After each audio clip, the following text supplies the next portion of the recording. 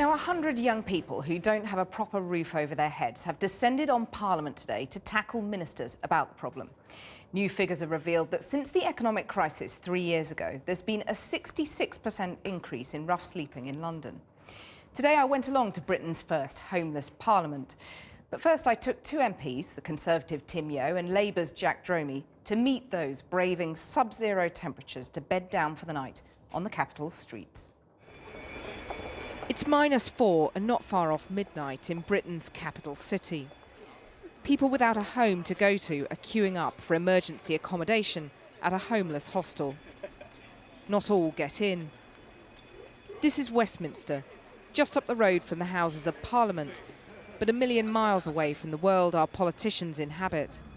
Tonight, though, I've brought two MPs from opposite sides of the political divide to hear why people, particularly young people, are finding themselves in ever-increasing numbers with nowhere to live, and what those in power should do about it. You got cold hands. Katie and Paul met each other on the streets. I was meant to be a lawyer. But I was a nursery nurse, which was something I'd managed to get together. But The tragedy is that just a few months ago, both she and Paul did manage to get it together, overcoming past problems with drugs. When did you last manage to work yourself? They saved up a deposit to rent a flat in Blackpool, and both found jobs. we had joint work in an ice cream shop, didn't we?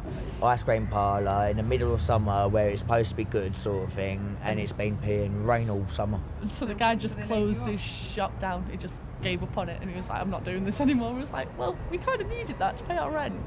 Now they're struggling to find a job without a fixed address or a flat, since rents are soaring and benefits are being cut.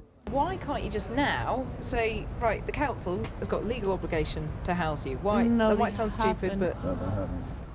but It's only if, Right. if you're a priority case. It's if you're pregnant, over a certain age, if you've got a severe mental or physical impairment.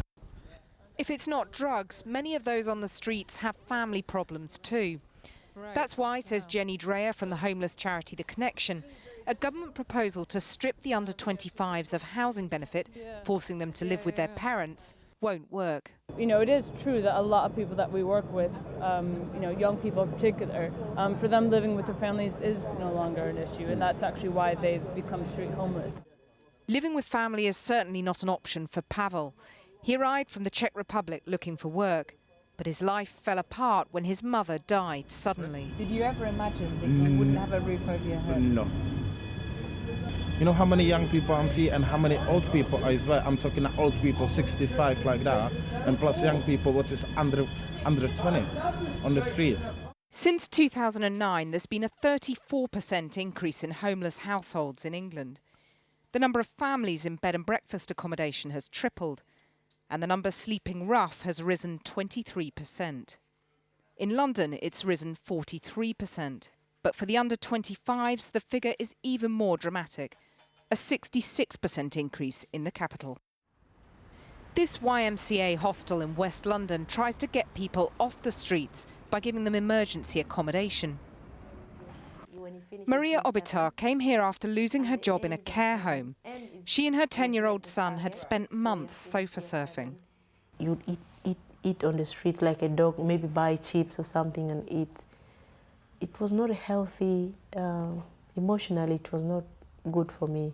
You just said you eat on the streets like a dog.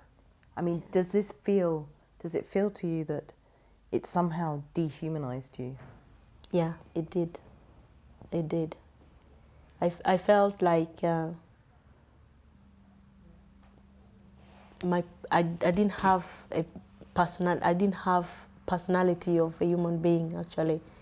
One day she'd run out of friends and favours and believed that night she and her son would have to sleep rough. I didn't really want him to witness to sleep rough. That was my only prayer. Although this flat can't be home forever, things are looking up for Maria. She has part-time work and is hopeful her boss can increase her hours. That's all for the future. Today, though, Maria has an important appointment. She and other young homeless people have come to Parliament to question MPs, and they hope get some answers from them. Well, I'm in the Commons now, and 100 young homeless people have just arrived here to quiz ministers about the kind of problems you saw in my report there. The Planning Minister, Nick Bowles, Conservative Planning Minister, is here to hopefully answer some of their questions. So, Alex, first, you've slept rough before, you've been in temporary accommodation for a year and a half, I think. Tell me what you think the problem is. The pressing issue for me personally, good afternoon, Nick Bowles, is this. Once a young person moves into a hostel or a foyer, a lot of the time they don't have anywhere else to go after that. You know, they're sort of stuck there. I think that, in a sense, one of the problems we've had as a country is that for 30 years, probably, we haven't been building enough houses. And what successive governments have done, and this isn't a party political criticism because it applies to previous Conservative governments and Labour governments, is because we've not built enough houses, the pricing of everything has gone up and up, whether in rents or purchase prices, and then housing benefit has come in to give people the income to afford the crazy prices. So we have this mad system that we're spending all of this money enabling people to rent a place rather than spending the money on building more homes so they don't become so expensive. But the problem is that young homeless people like you aren't the only people who need affordable housing. There are also people who've got young families and, you know, by and large, mothers with babies tend to take priority for reasons we can all understand. I have a question on regards to the cuts in benefit and the under-25s housing benefit. The government is cutting that benefit for the reason why that the under-25s should move back to their parents. And what is the government thinking of those who can't move back to their parents or those who don't have parents? Well, I think it is important to be very clear. Firstly, it is not government policy to withdraw housing benefit from people under 25. Let me be very clear. It is not government policy to withdraw housing benefit from people under 25.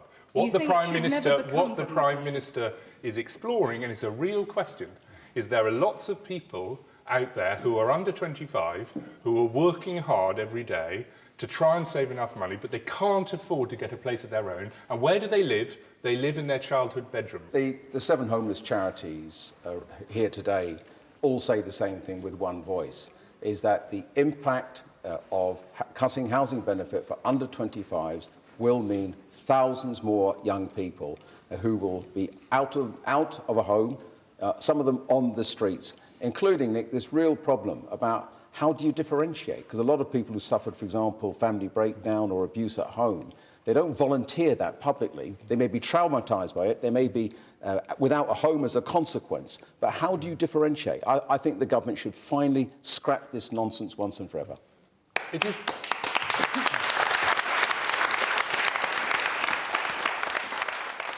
Let me just bring in Maz, because I think you're sleeping on friends' sofas at the moment, but you have rough slept in the past, haven't you, and been in temporary accommodation. You had a specific issue on this very point of benefits cuts. So it's like you're cutting down the youth services, you're cutting down on youth homelessness, the hostels. It's as though then at the same time you're saying that we need to invest in our young people. How are we supposed to believe you're saying that and you're doing that when on the other hand, all you're doing is cutting from us? We currently, as a government, inherited from the last government the largest budget deficit of any country in the OECD, the largest budget deficit that Britain has ever had in peacetime.